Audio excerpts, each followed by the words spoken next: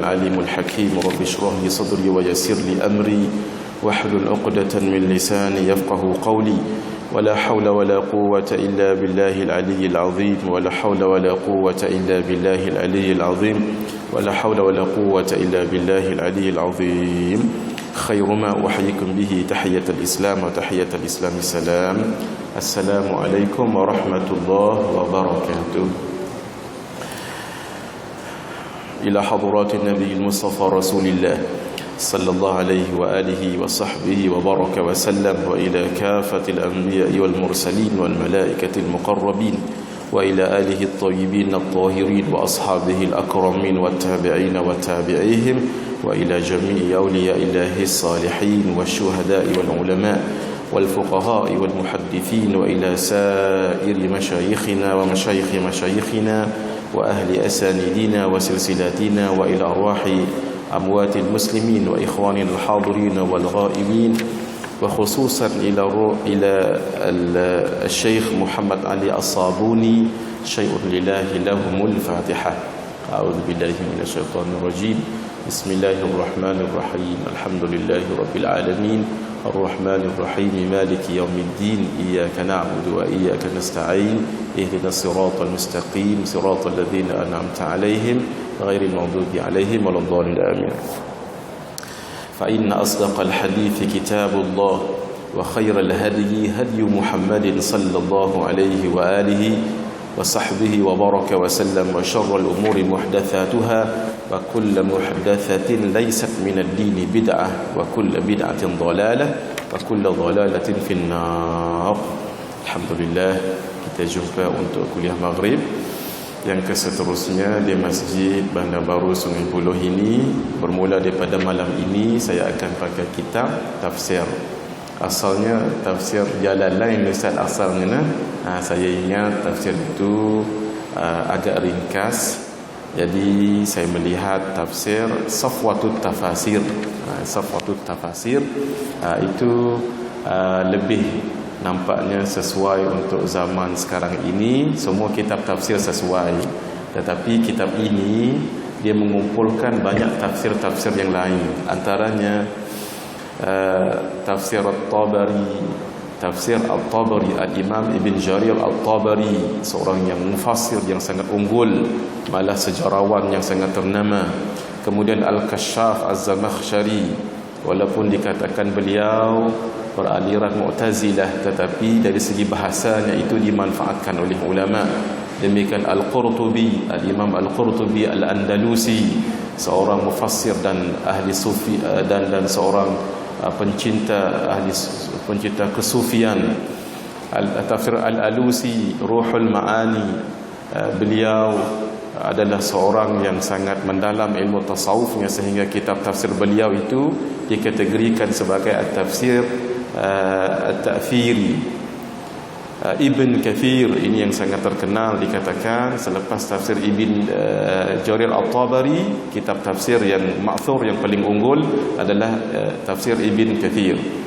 Kemudian Al-Bahrul Muhit, Al-Imam Ibn Hayyan dan yang lain-lain. Jadi tafsir ini agak moden dan kupasannya pun agak mudah difahami dengan bahasa yang mudah. Jadi karena itu meraihkan kepada keadaan zaman sekarang ini, maka saya pada asalnya nak baca kitab tafsir Al-Jalalain sebab dia ringkas. Jadi cepat kita tamat habis dan kita faham kalamullah. Tetapi bila tengok balik baru tak sat. Sebelum nak mai tang ni tengok Safwatut Tafasir, hati nak baca ini dulu mudah-mudahan. Dan mudah-mudahan khatam baca ni. Mudah-mudahan so kita jumpa sebulan sekali. Karena itu saya baca ni tidak terlalu panjang. Mudah-mudahan banyak ayat untuk kita dapat jumpa sekali kita boleh berjumpa. Para ulama khilaf, apakah ilmu yang paling afdal? Kalau mengikut ulama tauhid, yang paling afdal adalah ilmu aqidah. Sebab asal dalam agama ini adalah mengenal Allah. Bagaimana nak sembahyang kalau tidak kenal Allah? Bagaimana nak beribadah pada Allah kalau tidak kenal siapa yang diibadahkan? Al-Imam Al-Ghazali rahimahullah menyebutkan la tasihhul ibadatu illa ba'da ma'rifatil ma'bud. Tidak sah satu ibadah itu kalau tidak kenal siapa yang diibadahkan. Oleh kerana itu mengenal yang diibadahkan itu sangat penting dan utama. Ilmu untuk kita sampai kepada mengenal Allah yang diibadahkan itu, ilmu itu yang utama, kata ulama tauhid, ulama akidah. Ulama hadis mengatakan, daripada mana datang ajaran itu kalau tidak Rasulullah sallallahu alaihi wasallam? Maka mesti mengenal akan penerangan daripada hadis. Walaupun ada Al-Quran, tetapi kalau tidak ditafsir, tidak diterangkan oleh Nabi melalui hadis, bagaimana nak faham? Bagaimana nak faham akidah kalau tidak daripada Nabi? Yang disebutkan oleh Nabi itu perkataan Nabi namanya hadis. Maka ilmu hadis itulah yang paling utama, kata ulama hadis. Kata ulama tafsir juga pula, bagaimana nak mengenal Nabi, bagaimana nak mengenal tafsiran daripada Nabi kalau tidak ada ayat Al-Quran? Dia mesti ayat Al-Quran dahulu. Maka ayat Al-Quran itulah yang lebih utama. Jadi mengenal kalam Allah sebelum kalam Rasulullah sallallahu alaihi wasallam itu lebih utama lagi. Sebab itu kata ulama mufassirin, ahli tafsir, ilmu yang paling utama ilmu tafsir. Begitulah khilaf ulama. Setiap mereka punyai alasan yang tertentu. Nah, pun begitu, kebanyakan daripada ulama mengatakan yang paling utama sekali adalah ilmu tauhid. Itu yang paling utama sekali. Sebab orang nanti, setiap insan akan dipertanggungjawabkan pada 3 ilmu. Apabila bertemu Allah Azza wa Jalla di dalam kubur nanti, 3 ilmu ini akan dipersoalkan. Dan di surau masjid mesti ada 3 ilmu ini.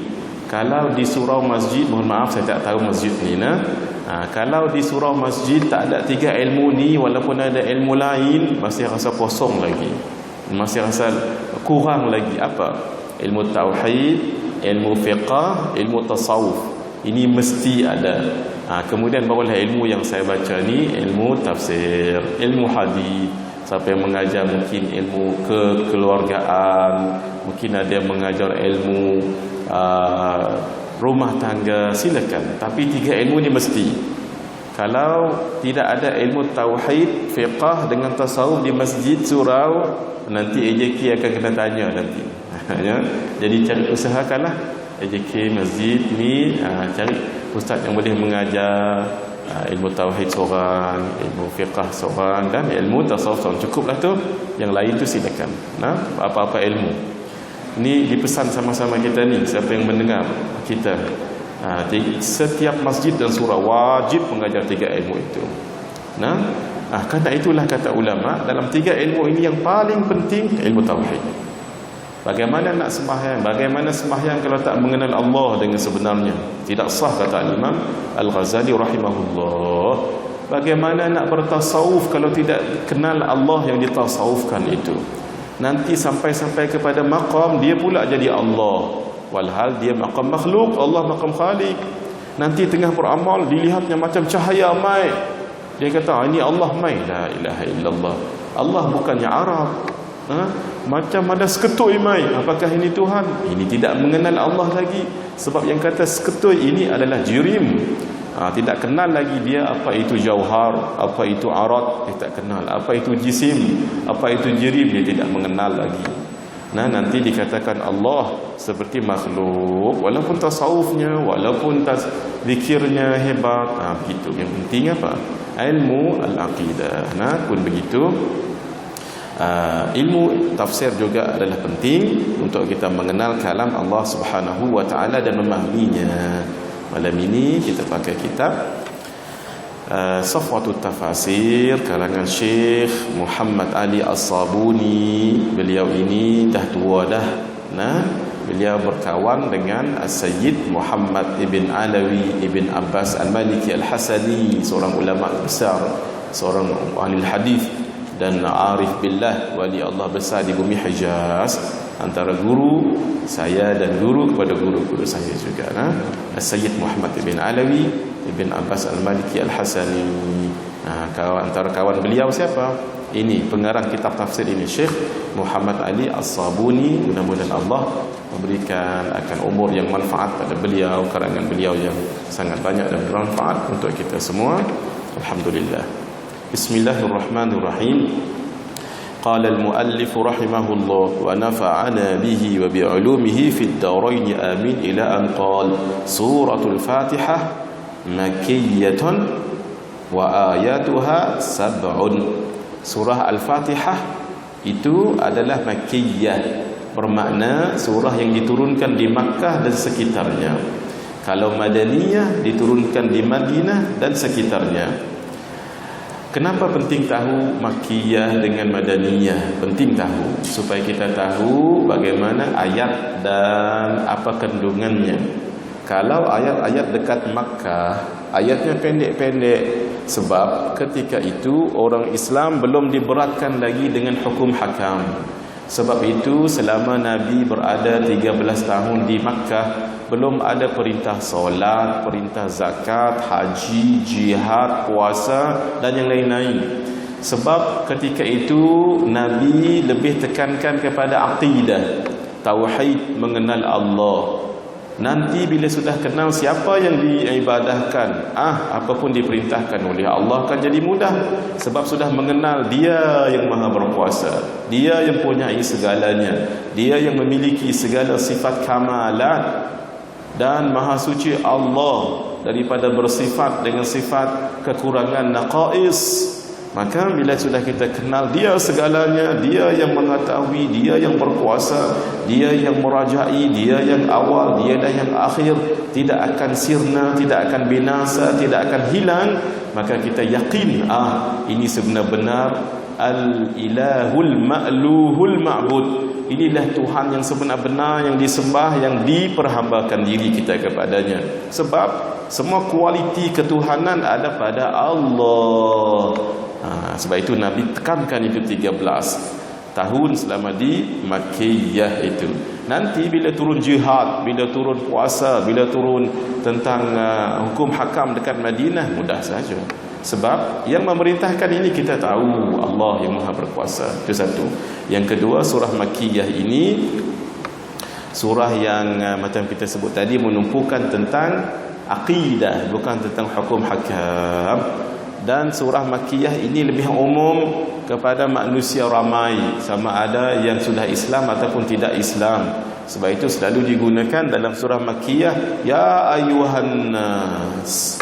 Kalau dekat Madaniyah, ya ayyuhalladzina amanu, wahai orang-orang yang beriman. Begitulah. Jadi yang jelasnya nanti kita akan lihat semua surah-surah Makkiyah itu, satu pendek-pendek, yang kedua isi kandungannya lebih kepada aqidah. Dan ayatnya adalah 7. Itu mengikut mazhab kita Asy-Syafi'i dan kebanyakan ulama. Apabila disebut 7 kata ulama termasuk di dalam tafsir Al-Jalalain, maka ayat yang ke-7 siratal ladzina an'amta alaihim sampai habis. Sebab basmalah, bismillah itu dianggap sebagai satu ayat. Adapun dalam pendapat ulama-ulama lain yang mengatakan tak, 7 juga, tetapi basmalah tidak termasuk ayat. Apa? Terus dibaca alhamdulillahirabbil alamin, maka ayat yang ke-7 itu ghairil maghdubi alaihim. Sebab tu siratal ladzina an'amta alaihim, berhenti kat situ, satu ayat. Ghairil maghdubi alaihim, barulah disebut sebagai 7 ayat. Bagi yang mengatakan basmalah itu bukan satu termasuk di dalam surah Al-Fatihah. Ini khilaf ulama lah.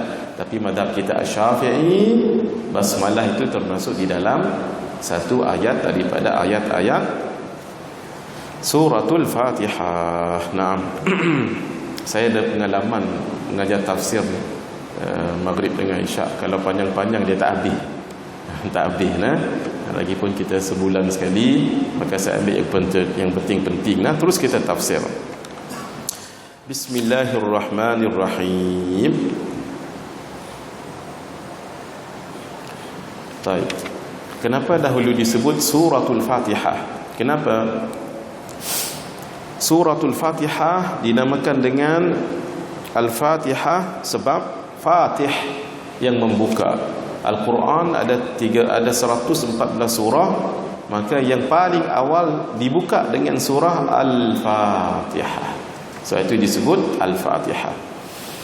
Wa tusamma Ummul Kitab, dinamakan juga Ummul Kitab sebab seluruh kitab-kitab samawiyah yang lain, yang 4 itu, yang 3 itu, Zabur, Taurat, Injil dan suhuf-suhuf itu, semua kandungannya itu di dalam Al-Quranul Karim. Dan kandungan Al-Quran semuanya ada di dalam surah Al-Fatihah. Sebab itu disebut Ummul Kitab, mak kepada kitab. Kenapa? Mak banding dengan bapa, siapa yang paling tahu hal ehwal dalam rumah? Mak. Mak dan umpama dalam fikiran ni semua tu ada. Papa helmet yang dalam atas kepala dia cari tang mana helmet tak tahu. Wala atas kepala dia bingung banyak benda-benda lain. Nah, cari cermin mata. Allah. Habis rumah cari tang mana tak tahu. Boh cermin mata atas ni. Dia pakai cermin mata. Tak pun dia buat atas ni. Lupa. Pasal apa? Banyak lagi kerja masjid, banyak lagi program dan sebagainya di luar. Tapi mak stokin anak yang nombor 9 dia tahu tang mana. Yang tu yang kata mak dia stokin anak nombor 9. Dia tahu tang mana stokin ni. Muli menguasai mak tu, pasal itu dipanggil mak. Jadi Ummul Kitab, seluruh kandungan dalam kitab-kitab dahulu ada di dalam Ummul Kitab. Disebut juga dengan As-Sab'ul Mathani, 7 ayat yang diulang-ulang. Memang kita selalu ulang baca di dalam solat, sama ada fardu ataupun sunat. Dan banyak lagi lah, Masya Allah. Banyak nama kitab ini, banyak nama surah ini. Antaranya Asy-Syafiyah yang menyembuhkan, Wal-Wafiyah yang melengkapkan. Semua tu ada kalau nak tafsir Quran dalam surah Fatihah memadai. Al-Kafiyah yang lengkap. Al-Asas, sebab ini asas ketuhanan tauhid ada dalam kitab ini. Wal-Hamd, dan pujian, sebab memang pun ayat yang kedua itu menyebut tentang Alhamdulillahirabbil alamin. Banyaknya sesuatu itu menunjukkan hebat sesuatu itu kaedah. Banyaknya nama pada sesuatu itu menunjukkan hebatnya sesuatu itu. Memang Allah kita tak boleh nak sebut sesuatu syai', tapi banyaknya nama Allah itu menunjukkan hebatnya Allah. Banyaknya nama Rasulullah, gelaran Nabi, menunjukkan hebat dan tingginya kedudukan Nabi. Begitulah juga kalau orang itu dia ini namanya Mat, tapi kan orang kenal dia dengan Mat motor sebab dia pandai bab mekanik ni, dia pandai. Orang panggil juga Mat PA System. Kalau dia atur PA System tu memang standard lah. Mat lukisan, tak tahu dia melukis jadi hidup lukisan itu. Mat Roti John, kalau dia buat Roti John, dia yang paling sedap kat Bandar Baru Sungai Buloh ni lah. Mat jenazah, dia kalau buat mengendalikan jenazah ni sangat halus dan teliti. Mat pokok, kalau dia tanam pokok jadi macam-macam nama mat, 9, 10 tu ada. Orang seorang ni nak tunjuknya hebat dia ni, banyak kelebihan dia. Itu baru mat. Belum lagi Allah, belum lagi Nabi Muhammad Rasulullah sallallahu alaihi wasallam. Al-Syekh Maulana Musa Ar-Ruhani Al-Bazi, di antara ulama sekarang zaman moden, orang Pakistan, yang mengumpulkan 805 nama Nabi Muhammad sallallahu alaihi wasallam dalam kitab beliau yang sangat barakah. Nama pun barakah, Al-Barakat Al-Makkiyah fi Salawatin Nabawiyyah. Sangat barakah kitab tu, baca tuan-tuan, sebab semuanya ada nama Nabi dalam tu. Banyak barakah kitab tu, ya Allah. Beliau kuburnya dekat Lahore, Pakistan. 7 bulan kubur beliau baru wangi. Maulana Musa Ar-Ruhani Al-Bazi. Kitab beliau namanya Al-Barakat Al-Makkiyah fi Salawatin Nabawiyyah. Saya tak bawa kitab itu. Itu nama suratul Fatihah. Bismillahirrahmanirrahim. Dengan nama Allah Ar-Rahman, yang Maha Pemurah, Ar-Rahim, yang Maha Mengasihani. Allah Azza wa Jalla memulakan surah ini dan surah-surah Al-Quran yang lain, melainkan surah At-Taubah dengan Bismillahirrahmanirrahim. Sebab apa? Liyurshidal muslimin ila an yabda'u a'malahum wa aqwalahum Bismillahirrahmanirrahim, supaya orang Islam memulakan perkataan mereka, ceramah, motivasi, dan pekerjaan-pekerjaan mereka Bismillahirrahmanirrahim, iltimasan lima'unatihi wa taufiqih, untuk mendapat taufik dan mendapat pertolongan daripada Allah. Wa mukhalifatan lil wathaniyin, supaya berbeza dengan orang-orang penyembah berhala, alladhi yabda'una a'malahum bi asma'i alihatihim aw tawaghiyatihim, yang kalau mereka nak mulakan amalan disebutnya Bismillah wal Uzza wal Manati wal Hubal. Kalau mereka nak mulakan amalan disebut dengan nama Lata, Uzza, Hubal dengan Manat, itu nama patung-patung yang besar itulah, ataupun nama-nama pemimpin-pemimpin mereka yang melampau tugyan, fayaqulun Bismillah dengan nama Lata, Bismil Uzza, Bismi Sya'ab, Bismi Al-Hubal, Bismi Hubal, macam yang saya sebutkan tadi. Supaya apa? Supaya Allah ingatkan setiap pekerjaan kita ini mulakan dengan Bismillahirrahmanirrahim, untuk minta pertolongan daripada Allah dan taufik. Apa maksud taufik? Taufik ini pekerjaan itu direstui oleh Allah. Kadang-kadang kita berceramah, mohon maaf, tapi menyakitkan hati orang. Kadang-kadang kita rasa benda itu baik, tapi mendatangkan mudarat pada masyarakat. Kadang-kadang kita merasakan amalan yang kita buat itu baik, tapi memudaratkan agama, diri, masyarakat orang itu. Sebab tidak ada taufik daripada Allah. Taufik ini sangat penting. Sebab itu kita minta wabillahi taufiq wal hidayah. Penting taufik dengan hidayah. Taufik dengan hidayah, mana satu yang datang dahulu? Yang datang dulu adalah hidayah, baru taufik. Hidayah ini tahu ini baik, ini buruk, itu baru hidayah. Tapi belum ada taufik. Taufik bila kita buat yang baik itu, tinggalkan yang jahat itu, baru namanya taufik. Kalau tidak tahu sahaja, contoh solat berjamaah itu kita tahu pahalanya 27 ganjaran, tapi tak buat. Jadi kita baru dapat hidayah, belum dapat taufik. Sama juga orang yang tahu hukum hakam, tetapi dia tidak laksanakan. Dia tahu ini baik, ini buruk, ini halal, ini haram, maka orang itu dapat hidayah tapi belum dapat taufik. Sebab itu penting taufik itu, sebab ya Allah restui pekerjaan kita itu. Kalau nak syarah panjang, Allah itu isim al-ma'rifah.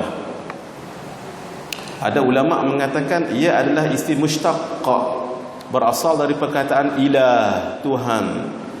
Bila Tuhan yang dikenal itu namanya Allah, ditambah alif lam tambah ilah, jadi Allah, maka Tuhan yang dikenal. Itu satu pendapat, iaitu Allah berasal dari perkataan Tuhan, lalu dia dikenal menjadi Allah. Satu pendapat. Pendapat yang lain kata tak, memang nama Allah itu Allah. Allah sendiri yang mengatakan anallahu rabbul alamin, akulah Tuhan, akulah Allah, Tuhan sekalian alam. Ini khilaf ulama saja. Yang penting kita tahu siapa dia Allah. Al-wajibu al-wujud, iaitu kewujudan yang wajib. Yang wajib macam mana? Yang wajib ada Allah itu, yang kita mengaji sifat 20 itu, mengaji sungguh-sungguhlah hadirina, kenal betul-betul Allah itu, supaya kita jangan mengatakan Allah serupa dengan makhluk, dan kenal betul-betul akan sifat Allah, mengaji sifat 20 yang wajib bagi Allah, yang mustahil atas Allah, yang jaiz bagi Allah. Nanti kesimpulan kita mengaji sifat 20, wujubul wajibat, istihalatul mustahilat, jawazul jaizat. Itu kesimpulan sifat 50. Sifat 20 itu adalah 50 aqaidul iman, Jangan kita yakin bahawa Allah bersifat dengan sifat wajib 20 dan Allah bersifat dengan sifat mustahil 20. Allah bersifat dengan satu sifat harus yang satu. Tidak, itu tak nama tauhid lagi. Bagaimana mungkin kita beriman Allah bersifat dengan sifat mustahil? Bukan. Yang kita i'tiqadkan mustahil Allah bersifat dengan sifat mustahil. Bukan Allah bersifat dengan sifat mustahil. Sebab itu tidak benar kalau kesimpulan dan mengaji dah ni lalu saya beriktikad Allah wajib bersifat dengan sifat 20, kemudian bersifat dengan sifat mustahil. Bagaimana mungkin Allah bersifat dengan sifat mustahil? I'tiqad kita adalah apa? Apa hukum kepada sifat itu? Sifat 20 wajib, sifat mustahil 20. Apa hukum kita? Hukum kita ialah mesti Allah bersifat dengan sifat wajib. Itu namanya wujubul wajibat. Tak mungkin, tak boleh, mustahil Allah bersifat dengan sifat mustahil. Itu namanya istihalah al-mustahilat. Maka boleh saja ataupun harus Allah bersifat dengan sifat harus, jawazu al-jaizat. Itu yang penting. Kesimpulan sifat 20 itu hendaklah dirangkumkan dengan wujubul wajibat, istihalatul mustahilat, jawazu al-jaizat. Termasuklah yang ada pada Nabi sallallahu alaihi wasallam. Hadu kita mengaji lagi lah nanti. Ar-Rahman dengan Ar-Rahim berasal dari perkataan rahmah. Ar-Rahman dengan Rahim sama, perkataannya adalah rahmah. Rahmah itu apa? Bahasa rahmah itu riqqatun fil qalbi. Ada sifat yang halus di dalam diri. Kalau kita nak nisbahkan kepada Allah, mustahil. Mana ada diri pada Allah? Allah itu ternafi daripada kam muttasil dengan kam munfasil yang kita mengaji sifat 20. Itu saya tak ulang lagi lah. Maha suci Allah daripada ada diri, ada hati itu. Tak. Jadi kerana itu kita katakan lazim. Lazim adanya sifat riqqah itu akan melazimkan jadi rahmat, jadi kasih. Maka tidak mengapalah kita katakan Allah bersifat dengan rahmat, iaitu ihsan. Kesimpulannya tadi ihsan. Walau pada asal rahmat itu suatu perasaan halus yang ada dalam hati. Allah mana ada hati.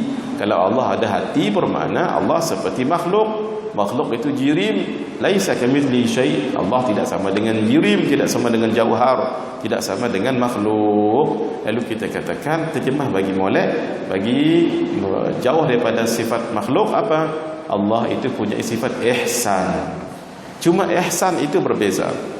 Rahman itu diterjemah oleh para ulama al-mun'im bi jalailin ni'am. Allah yang memberi rahmat, memberi nikmat yang besar-besar. Apa nikmat yang besar-besar itu? Nikmat kesihatan, nikmat kecantikan, nikmat kekayaan, nikmat kebahagiaan. Itu nikmat yang besar-besar. Tapi kalau Ar-Rahim itu nikmat al-mun'im bi daqaiqin ni'am. Kalau tadi itu Ar-Rahman al-mun'imu bi jalailin ni'am.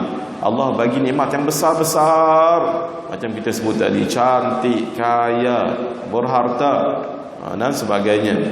Kalau Ar-Rahim al-mun'im bi daqaiqin ni'am, Allah bagi nikmat yang halus-halus. Apa dia? Sedap dalam beramal, Islam dan sebagainya. Belum masuk lagi kan? 4 minit lagi. Baru nak start gear. 4 minit lagi. Tak apa, nanti bila azan kita azan dulu nah. Lepas tu saya sambung 10 minit ke 15 minit kita solat insya-Allah. Baik. Para ulama mengatakan yang dikatakan Ar-Rahman itu atas wazan fa'lan. Rahman fa'lan. Itu mengaji tasrif fa'lan itu maksudnya yang tidak berkekalan. Sebab itu orang yang mabuk dipanggil sakran. Orang mabuknya berapa lama? Tak lama, kadang-kadang sejam, kadang-kadang 2 jam. Lepas tu dia recover baliklah, dia sedar balik. Jadi sifat Ar-Rahman Allah bagi nikmat tu tak lama. Allah bagi nikmat cantik muda je, bila dah tua nanti tak cantik dah. Allah bagi nikmat pandai, nanti bila dah sampai umurnya jadi nyanyuk mungkin, jadi tak berapa kuat ingatan. Allah bagi kaya, nanti dia tak jadi kaya dah, last nanti meninggal dunia juga. Dia pun meninggal dunia. Kama jitum furada, kamu datang dalam keadaan sendiri, kembali nanti sendiri juga. Hatta tika buruk pun orang tak bagi dengan kita dalam kubur tu, ambil balik tika buruk tu, maksudnya kembali kepada kemiskinan. Itu. Sebab itu nikmat Ar-Rahman tidak lama, nikmat Ar-Rahim itu halus berkekalan. Ada juga ulama katakan Rahman itu Allah bagi nikmat untuk dunia. Sebab itu disebut Rahmanud dunya wa Rahimul akhirah. Nikmat Rahman banyak dekat dunia, tapi nikmat Rahim nanti Allah bagi dekat akhirat. Cuma sebahagian ulama lain mengatakan Rahman itu maksudnya banyak Allah bagi kelebihan, banyak sangat-sangat. Allah tak kira banyaknya itu, dibaginya orang yang Islam taat kepada orang yang maksiat, dibagi. Orang yang beramal, orang tak beramal dapat nikmat itu. Orang yang Islam tak Islam dapat. Sebab itu mohon maaf ya, kita lihatlah di sekitar kita ni, siapa yang paling kaya? Kenapa tidak orang Islam? Siapa yang bahagia? Kadang-kadang orang tak sembahyang pun, kerana bukan Islam pun, Allah tak kira. Man jadda wajada. If there is a will, there is a way. Kalau bersungguh dapat. Itu memang habuan begitu. Sebab Allah tak kira, Allah banyak bagi. Sebab itu setengah kitab kalau mengaji di Kelantan dengan Fatani, Rahman ni diterjemah boros. Boros kita ni apa? Boros ni sifat tak elok kan? Bukan maksudnya sifat tak elok tu. Allah tak sayang dengan nikmat yang ada padanya. Nak ambil, kamu taat, kamu tak taat, kamu ni ambil. Cuma nanti akan dipertanggungjawablah. Sebab tu boroh, orang kita panggil boroh. Kalau sayang kita boroh, suka juga kita sayang dengan dia. Sebab apa? Nanti dia belanja, kita makan. Kalau kedekut, kita sajalah. Itu nama boroh. Boroh bagi kita ni ada baik, ada tak molek dah. Tapi boroh bagi Allah ni baik. Itu bahasa orang Fatani, bahasa orang Kelantan. Nak cerita Rahman itu tadi. Rahim itu sangat suka memberi akan nikmat. Kalau Rahman tadi banyak sangat-sangat tak kira. Ar-Rahim Allah banyak bagi, tapi orang Islam, orang beriman. Kalau Rahman tak. Sebab itulah mereka yang kaya, yang non-Muslim, bukan Islam, yang kaya, yang berharta. Sebab Allah tak kira. Sebab banyak sangat pemberian Allah itu. Sebab itu ulama mengatakan ziyadatul mabna tadullu ala ziyadatil makna. Banyaknya huruf itu menunjukkan banyaknya makna. Kan Rahman itu banyak. Raha, mim, alif, nun, 5. Rahim, Raha, ya, mim, 4. Sebab itu banyak ni ziyadatul mabna tadullu ala ziyadatil makna. Banyaklah hurufnya itu menunjukkan banyaknya makna. Cukup di situ. Kalau nak syarah panjang lagi ni. Yang kata Bismillahirrahmanirrahim. Ada guru kami Syekh Ahmad Fahmi Zamzam Al-Banjuri Al-Nalwi Al-Maliki. Beliau kata ada ulama kat Yaman. Ulama di Yaman tu syarah ba tu, mengaji ba yang ada pada bismillah 4 hari 4 malam. Ba yang ada pada bismillah tu 4 hari 4 malam. Saya setengah jam bolehlah syarah. 4 hari 4 malam. Lain kali kita syarah ba tu, lain kali. Apa ni? Ba tu ada maksud dia. Titik ada maksud dia tu. Ar-Rahman kenapa 4 ada maksud? Tu kita bab tasawuf. Sebab itulah ulama apabila sampai kepada Bismillahirrahmanirrahim akan syarah ikut ilmu. Kalau ilmu tafsir, cara tafsir. Kalau ilmu tasawuf, cara tasawuf. Kalau ilmu fiqah, cara fiqah. Kalau ilmu tauhid, cara tauhid. Ini isim al-ismu yadullu ala al-musamma ke, ataupun macam mana, itu perbahasan mengikut ilmu masing-masing. Bismillahirrahmanirrahim. Masih ada lagi? Masih. Belum adzan ini nah. Mohon maaf, kita sambung 10 ke 15 minit insya-Allah.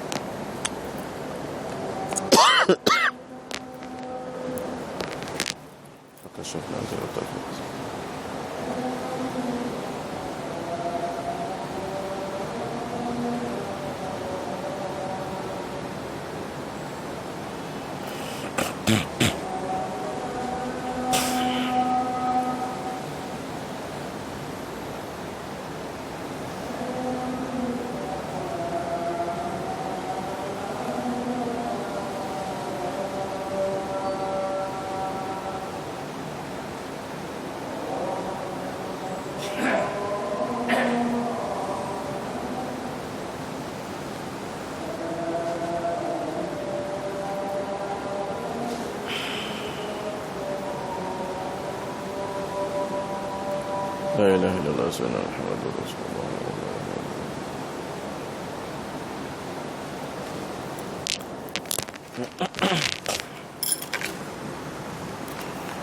Bismillahirrahmanirrahim.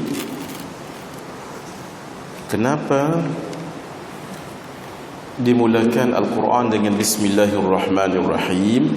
Seolah-olah Allah nakkan supaya wahai orang yang beriman, mulakan amalanmu, mulakan ucapanmu dengan menyebut nama Allah. Bila sebut nama Allah, maka kita akan ingat siapa yang memberi kuasa ini untuk berbicara kalau tidak Allah. Siapa yang memberi kekuatan untuk kita boleh buat kerja? Allah. Yang menulis, siapa yang bagi kekuatan boleh gerakkan jari ini? Allah. Siapa yang bagi idea untuk ada boleh menulis ni? Allah. Siapa yang bagi akan ilham menulis itu? Allah. Siapa yang bagi kekuatan untuk terus bertahan menulis? Sebab bukan senang menulis ni, mengantuk, penat, letih. Siapa bagi kekuatan ini? Allah. Demikian. Wahai insan, apapun yang kamu lakukan, ingat akan Allah, bahawa Allah lah kembali segalanya. Alhamdulillahi Rabbil Alamin. Segala puji bagi Allah, Tuhan sekalian alam. Qulu ya ibadi. Seolah-olah Allah katakan, wahai hambaku, katakanlah, idza aradtum syukri wa thana'i alhamdulillah. Jika kamu inginkan akan kesyukuranku dan berterima kasih atas pemberianku, sebut alhamdulillah. Itu maksudnya. Apapun yang kita jumpa, yang kita terima, berbentuk kesyukuran, berbentuk pemberian, first seolah-olah Allah sebut alhamdulillah ataupun hamdan lillah, segala puji bagi Allah. Tapi kalau alhamdulillah lebih baik, sebab hamdan itu nakirah. Nakirah. Kalau alhamdu itu lebih banyak, sebab alhamdu alif lam di depan itu kata ulama alif lam al-istighraq, alif lam yang tenggelam. Kenapa? Sebab alif lam itu maksudnya segala, hamdu puji, segala puji lillah, miliknya Allah. Sebab dalam ilmu tauhid puji itu ada 4. Satu, puji qadim kepada qadim, Allah memuji zatnya, alhamdulillahi rabbil alamin. Yang kedua, puji Allah kepada makhluknya. Nabi Allah Azza wa Jalla memuji para nabi dan rasul, innahu awwab, sesungguhnya Nabi Sulaiman itu adalah hamba Allah yang selalu memohon kepada Allah. Yang ketiga, puji hadis kita kepada Allah, sebab itu kita memuji Allah.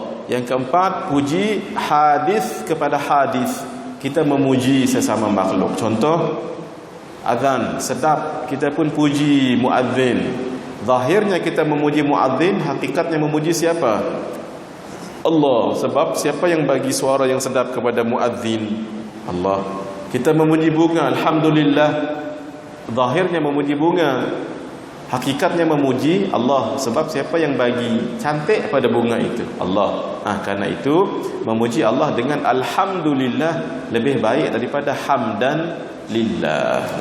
Allah katakan, wahai hambaku, jika kamu nak menyatakan kesyukuran kepadaku, penghargaan kepadaku, qulu, katakan alhamdulillah.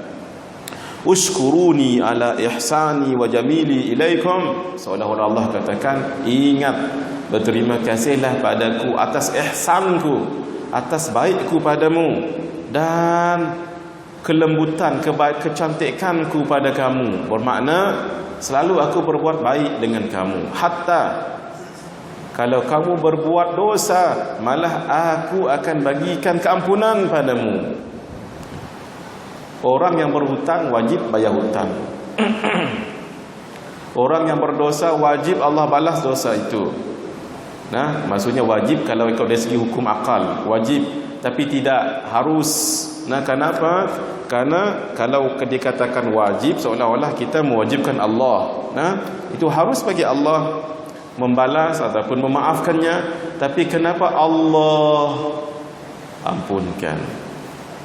Sepatutnya every single dosa itu akan dibalas oleh Allah. Maka Allah kata tidak mengapa, masuklah dalam syurga aku bi ghairi hisab, tanpa hisab. Boleh sahaja Allah buat begitu. Sebab tidak wajib bagi Allah memasukkan orang yang beramal dalam syurga, dan tidak wajib bagi Allah untuk memasukkan orang buat maksiat ke dalam neraka. Tidak wajib, bermakna tidak boleh kita nak paksa Allah, harus pada Allah. Kalau Allah nak masukkan ke dalam syurga dengan ihsannya, boleh. Mungkin orang itu kuat beramal, tapi dalam masa yang sama dia kuat riak, siapa tahu. Dia tidak ikhlas kepada Allah, siapa tahu.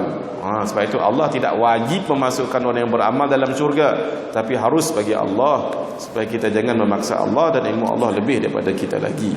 Karena itu banyak sangatlah pemberianku padamu. Fa'anallahu dhul 'azamah wal majdi was sud. Akulah dia Allah yang punyai azamah, kebesaran, wal majad, kemuliaan, al mutafarrad bil khalqi wal ijad. Allah sahaja yang menjadikan dan menciptakan, tidak ada yang lain. Rabbul insi wal jinni wal malaikah. Akulah dia Tuhan kepada jin, malaikat, dan demikian manusia. Wa rabbus samawati wal aradiyyin, dan akulah pemilik akan langit-langit, bukan arad tapi aradiyyin, langit as-samawat, langit-langit, dan juga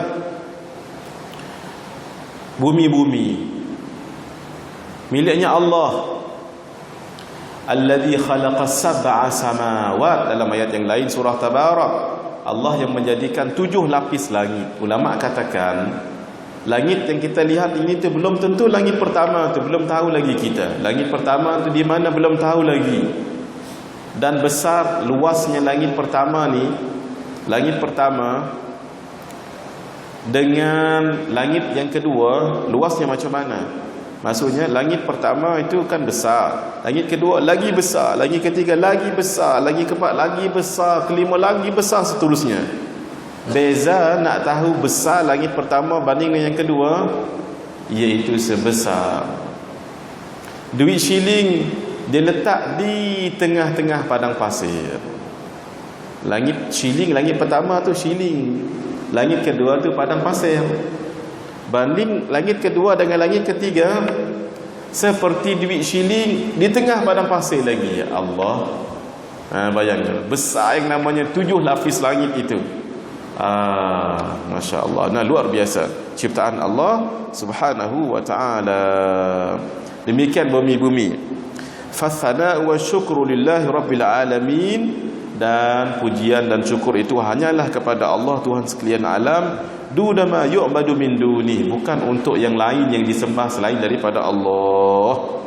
Ar-Rahmanur Rahim. Ar-Rahmanir Rahim, ulang balik, yang Maha Pemurah lagi Maha Mengasihani. Alladhi wasi'at rahmatuhu kullu syai', di mana rahmat Allah ini sangat meluas sekali. Wa amma fadluhu jami'al anam, iaitu kelebihan Allah, pemberian Allah itu seluruh manusia. Bima an'ama ala abdihi minal khalqi wal rizqi wal hidayah ila sa'adatid darain. Yang pemberian Allah itu termasuklah apa? Termasuklah kejadian Allah menjadikan kita ini. Ini juga satu nikmat. Allah jadikan kita manusia, nikmat lagi. Kalau kenapa tidak Allah jadikan kita ini binatang? Sebab itu bila tengok binatang sunat sujud syukur. Sujud syukur kat rumah, jangan kat depan binatang tu. Kalau tengok binatang sunat sujud syukur. Nanti balik rumah jangan depan monyet tu Allahu akbar sujud syukur. Jangan berapa ekor monyet dekat zoo negara, tak ada kerjaan lain kita. Sama, Allah jadikan kita ni sihat. Tengok orang sakit sunat sujud syukur. Jangan dekat katil pesakit tu, masuk hospital lagi 2 minggu dah, Allahu akbar. Jangan, nanti 2 orang masuk ICU nanti. Balik rumah, ya Allah syukur saya dijadikan manusia dan lengkap dan sihat. Allahu akbar, sujud syukur. Warizq, rezeki Allah, Allah bagi kita cukup bulan-bulan rezeki. Tengok tempat lain, ya Allah, dekat Syria, dekat Lebanon, dekat Palestin, dekat dengan negara di dunia ni lah kita aman damai dapat dengan saya kuliah hari ini. Saya pula dapat datang dekat sini. Kalau tidak, entah di tengah jalan berlaku huru-hara ke, bom jatuh ke. Ya Allah, syukurlah ya. Sama-samalah kita syukur nikmat keamanan ini. Sebab dapatlah kita buat amal ibadah dengan baik. Isyak dapat dilaungkan dengan baik dan mikrofon berfungsi. Kalau tempat yang lain PA sistem habis kena bom, macam mana nak laungkan? Ni ustaz kita tangkap gambar begini ni, berapa ramai orang boleh datang dengar sekali dan dapat manfaat. Mikrofon yang cantik, yang elok sebegini, tu semua nikmat itu, masya-Allah. Wal hidayah, dan nikmat tahu mana baik mana buruk, tu nikmat daripada Allah untuk kita dapat nanti sa'adatid darain, bahagia dunia dan akhirat. Fahuwa rabbul jalil azimur rahmah daimul ihsan. Allah lah Tuhan yang maha agung, yang sangat besar rahmat Allah dan sangat berterusan akan ihsannya Allah. Kita ni kalau dengan manusia buat baik dengan dia 2 minggu, cuba minggu ketiga kita masam muka dengan dia, dia tak bagi dah dengan kita sop ekor itu, dia tak bagilah dengan kita bubur lambuk itu, dia tak akan bagi lagi dengan kita puding krema tu, sebab kita jahat dengan dia. Walau 2 minggu baik, sehari 2 je tak elok, dia tak bagi. Itulah sifat manusia. Bila dibuat baik, kita baik, tapi bila dikeji, jaga, kita ni musuhi. Allah tidak. Buatlah macam mana, maksiat, dosa, tidak taat pada perintah Allah, tetap setiap hari kita makan, tetap setiap hari kita bernafas. Kok-koklah bila kita buat maksiat terus meninggal. Tak, Terus bertukar wajah, mohon maaf ya, jadi binatang, tak. Terus masuk ke dalam bumi, tercerbus ke dalam bumi, tak. Terus bertukar muka jadi binatang-binatang yang tertentu, tak. Ini semuanya daimul ihsan. Allah sentiasa bagi kita. Satu rumah, satu family tidak sembahyang, tapi kenapa bisnes semakin hari semakin maju? Kenapa anak-anak belajar jadi masuk universiti, jadi orang yang berjaya, walau tak sembahyang? Itu maksudnya Allah daimul ihsan, daimul ihsan, daimul ihsan. Kalau tidak Allah stop udara kita ini semua pakat meninggal. Allah berhentikan perjalanan matahari, apa akan jadi pada bumi? Allah akan panaskan hembusan angin, apa akan jadi pada dunia? Allah akan sejukkan api, nescaya tidak ada yang masak mi ketiau. Macam mana nak masak?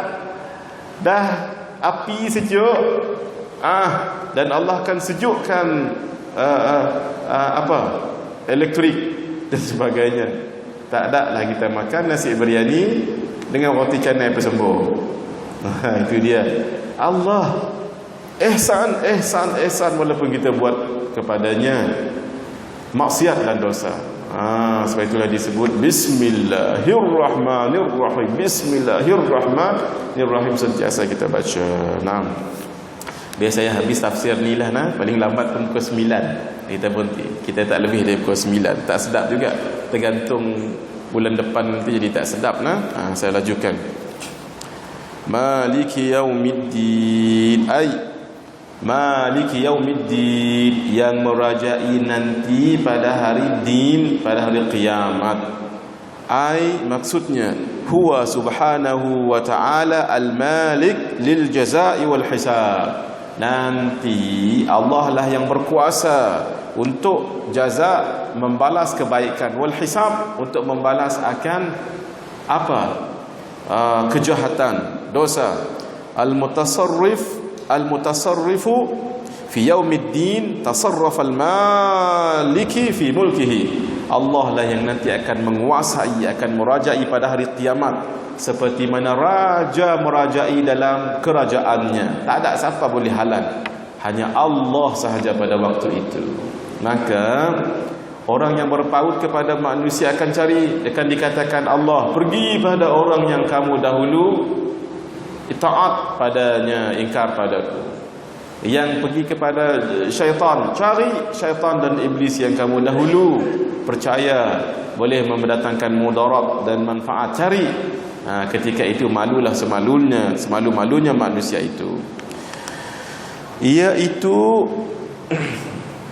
yauma la tamliku nafsun li nafsin syai'a wal amru yauma idzil lillah. Allah katakan, yaitu hari yang tidak akan menguasai diri itu diri yang lain, apa-apa pun tidak berkuasa pada yang lain. Wal amru yauma idzil lillah, urusan pada hari itu miliknya Allah. Iyyaka na'budu wa iyyaka nasta'in, hanya kepada Engkau-lah ya Allah kami beribadah, dan hanya kepada Engkau-lah ya Allah kami mohon pertolongan. Maksudnya nakhussuka ya Allah bil ibadah, kami mengkhususkan Engkau wahai Allah dalam ibadah kami, bukan yang lain. Ibadah ni ada dua, satu ibadah haqiqi, yang kedua ibadah umumi. Ibadah hakiki hanya kepada Allah, meminta hanya kepada Allah, memohon hanya kepada Allah, mencintai hanya kepada Allah. Iaitu ibadah hakiki, dia mesti ada dua kategori, dia mesti ada dua syarat, iaitu rububiyah, yang memiliki, yang mengontrol, yang memberi manfaat, itu semuanya datang daripada Allah, Rabb. Yang kedua mesti meyakini bahawa Allah yang memberi al-nafi' wal-dhar, Allah yang memberi manfaat dan Allah yang memberi mudarat. Itu hanya Allah, tidak yang lain. Siapa yang anggap yang lain ada dua ini, rububiyah dengan memberi manfaat dan mudarat, syirik orang itu. Seperti mana syiriknya kufar Quraisy. Mereka mengatakan patung berhala itu boleh memberi bekas, boleh menguasai, boleh memberi manfaat, boleh memberi mudarat. Sebab itu mereka syirik.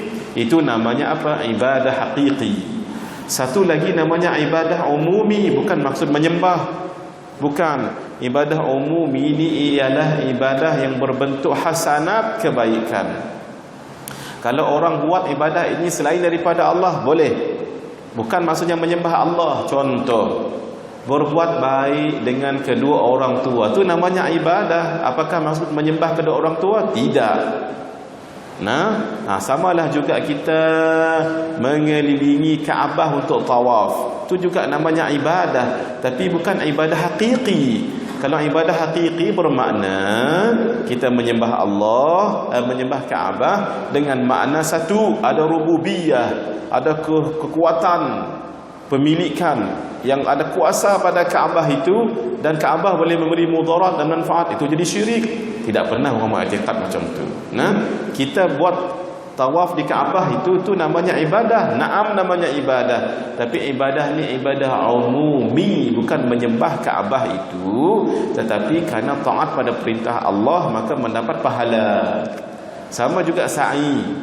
Kita sa'i bukan menyembah sa'i, tapi dikira ibadah tak? Naam, sebab ibadah tu namanya ibadah apa? Ibadah umumi, bukan ibadah menyembah. Samalah tawassul, samalah tabarruk, samalah istighatsah, samalah isti'anah, tu namanya ibadah umumi, bukan ibadah hakiki. Ini penting dipahami ni hadirin. Kalau tidak akan orang katakan ni syirik. Pergi jumpa tuan imam, anak-anak UPSR minta air. Ada orang kata ni syirik sebab kita minta kepada tuan imam ni, seolah-olah menyembah tuan imam. Kita tanya, kita pergi jumpa tuan imam tu, apakah kita percaya tuan imam itu ada kuasa boleh kontrol segalanya? Tidak. Satu, apakah imam itu boleh memberi manfaat mudarat? Tidak. Selesai. Itu bermakna kita pergi pada tuan imam minta air ini syirik tak syirik? Tidak syirik. Kalau kita menganggap imam itu ada dua tadi, rububiyah dengan boleh memberi manfaat dengan mudarat, syirik kita itu. Hakikatnya bukan gitu. Hakikatnya kita jumpa tuan imam sebab tuan imam ni orang rajin pergi masjid, dekat kepada Allah. Kita minta kepada Allah dengan sesuatu yang dekat kepada Allah, tu namanya konsep tawassul, tabarruk. Itu kenapa kita tidak jumpa, mohon maaf ya, penagih dadah, tolong baca ayat ni untuk anak saya nak pergi UPSR. Ada kita pergi jumpa? Tak. Kenapa? Sebab kita tahu mereka bukan orang yang dekat kepada Allah. Faham Allah sebut wasta'inu bis-sabri was-salah. Hendaklah kamu mohon pertolongan daripada Allah dengan sabar dan dengan solat. Kalau kita katakan mohon dengan cara solat tu syirik jadinya. Kenapa Allah suruh? Sebab apa? Sebab ini bukan ibadah secara khususi, tapi umumi. Maksudnya apa? Kita mohon kepada Allah dengan apa? Dengan solat.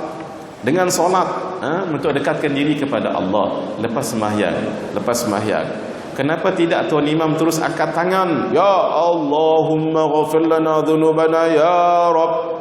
Kenapa harus dahulu bismillahirrahmanirrahim, alhamdulillahirabbil alamin, wassalatu wassalamu ala asyrafil anbiya wal mursalin wa ala alihi wasahbihi dan seterusnya? Itu namanya apa? Namanya kita ambil tabarruk dengan berkat bismillah, dengan berkat salawat, dengan berkat puji, terus baru kita mohon. Nanti ditutup doa tu dengan apa? Dengan salawat, dengan berkat salawat lagi. Faham konsep ibadah ni harus difaham. Kalau tidak, cepatlah menuduh orang syirik. Walhal siapa menuduh orang syirik ni seperti menuduh orang tu kafir. Kesan menuduh orang tu kafir, Nabi sebut man qala li akhihi ya kafir faqad ba'a biha ayyuhuma.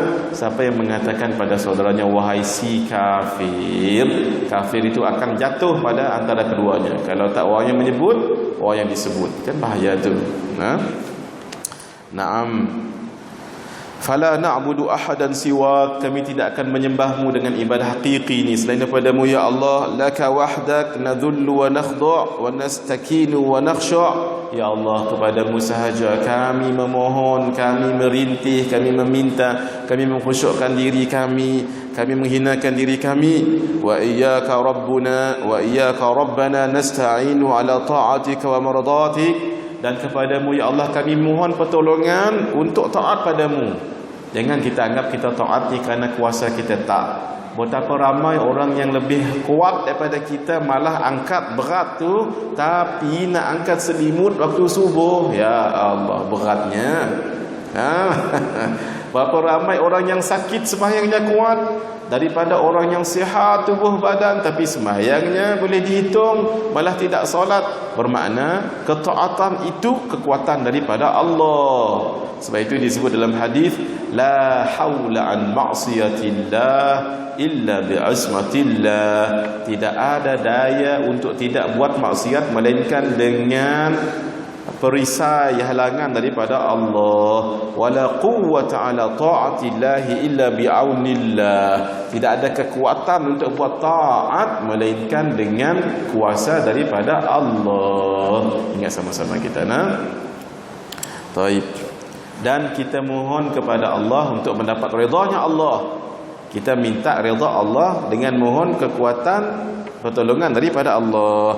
Fa innakal mustahaqqu likulli ijlalin wa ta'zimin. Kalau begitu ya Allah, kekuasaannya semua padamu, itu pertolongan daripadamu, maka engkaulah yang layak untuk kami ijlal, untuk kami agungkan dan untuk kami besarkan. Wala yamlikul qudrata ala aunina ahadun siwak. Tidak ada yang memiliki akan kekuatan selain daripadamu ya Allah. Ihdinas siratal mustaqim. Tunjukkanlah kami jalan yang lurus. Ai dullana warsyadana ya Rabb ila tariqikal haq wa dinikal mustaqim. Ya Allah, tunjukkanlah kami kepada jalanmu yang benar dan agamamu yang lurus. Wa thabbitna 'alal Islam. Tetapkanlah kami pada Islam. Alladhi ba'athta biha anbiya'ika wa rasulaka. Yang mana engkau telah bangkitkan nabi dan rasulmu untuk Islam itu. Istiqamahkan kami padanya. Wa arsalta bihi khatamil mursalin. Boleh baca khatami, boleh khatimi pun boleh juga. Engkau telah membangkitkan, karena Islam itu juga Nabi, engkau bangkitkan Nabi pengakhir zaman, Nabi Rasulullah sallallahu alaihi wasallam. Kalau baca khatam, penutup sekalian Nabi. Khatim, cincin. Sebab cincin ni cantik. Nabi itu mencantikkan seluruh para Nabi dan Rasul. Waj'alna mimman salaka tariqal muqarrabin. Jadikanlah kami orang yang berjalan pada jalan orang yang dekat padamu. Siapa? Siratal ladzina an'amta alaihim. Iaitu jalan yang telah kau bagikan nikmat kepada mereka. Iaitu apa? Ai tariq man tafaddalta alaihim bil judi wal in'am. Orang yang telah kau bagikan pada mereka itu nikmat jud. Nikmat apa? Jud, dengan kedermawanmu ya Allah. Wal in'am, nikmat-nikmat minan nabiyyin wasiddiqin wasyuhada'i wassalihin. Siapa mereka yang Allah bagi nikmat pada mereka ni? An-nabiyyin, para nabi. Kenapa disebut Nabi? Sebab mereka bawa berita yang besar-besar. Nabi berasal dari perkataan naba. Naba ni berita yang besar-besar. Amma yatasaalun anin naba'il azim. Naba maksudnya berita yang besar-besar. Nabi bawa cerita syurga, neraka, pahala, ibadat, muamalat, munakahat, jinayat dan sebagainya, besar-besar tu. Wasiddiqin, dan orang yang benar, orang yang dekat padamu. Wasyuhada, orang yang mati syahid. Wassalihin, orang yang salih berbuat amal. Wa hasuna ulaika rafiqa. Ghairil maghdubi alaihim waladdallin. Ya Allah, janganlah kami ini menjadi ghairil maghdub, bukanlah orang yang dimarahi alaihim atas mereka, waladdallin, dan bukan orang-orang yang sesat. Ai la taj'alna ya Allah. Ya Allah, jangan jadikan kami min zumrati a'daikal haidin, daripada musuh-musuhmu yang terkeluar, anis siratil mustaqim, daripada jalan yang betul, as-salikina ghairal manhajil qawim, yang berjalan pada manhaj yang tidak benar. Siapa mereka itu? Minal yahudil maghdubi alaihim, di kalangan orang Yahudi yang dimarahi oleh Allah atas mereka itu. Sebab mereka itu mengubah akan kitab Taurat. Awin nasara ad-dhalin, iaitu orang-orang Nasrani yang dhalin, yang sesat, alladzina dhallu an syari'atikal qudusiyyah, yang telah lari sesat mereka itu daripada syariatmu yang suci. Fastahaqqul ghadaba wal la'nata al abadiyyah, maka layaklah orang-orang yang dimarahi Allah tadi dan yang sesat tadi, Yahudi dengan Nasrani tadi, layaklah mereka mendapat ghadab, iaitu kemarahan Allah, wal la'nah, dan kutukan, maksudnya jauh daripada rahmat sampai bila-bila. Ya Allah, itu yang kita mohon, supaya tunjukkan kita jalan yang lurus, bukan jalan orang-orang yang dimurkai olehmu dan orang-orang yang sesat. Allahumma amin. InsyaAllah untuk suratul Baqarah seterusnya kita sambung bulan depan dengan tafsir Safwatut Tafasir, InsyaAllah. Hadza wabillahi taufiq wal hidayah. Wassalamualaikum warahmatullahi wabarakatuh. Bismillahirrahmanirrahim. Alhamdulillahi rabbil alamin, wassalatu wassalamu ala asyrafil anbiya'i wal mursalin wa ala alihi wa sahbihi ajma'in. Allahumma ij'alna minal ladzina yastami'una al-qawla fayattabi'una ahsanah. Allahumma ya rabbi bijahi nabiyyikal mustafa wa rasulikal murtada tahhir qulubana min kulli wasfin yuba'iduna an musyahadatika wa mahabbatik wa amitna ala sunnati wal jama'ah wa syauqi ila liqa'ika ya dzal jalali wal ikram. Wa sallallahu ta'ala wa sallam ala Sayyidina Muhammad wa ala alihi wa sahbihi ajma'in, walhamdulillahi rabbil alamin. Assalamualaikum warahmatullahi wabarakatuh.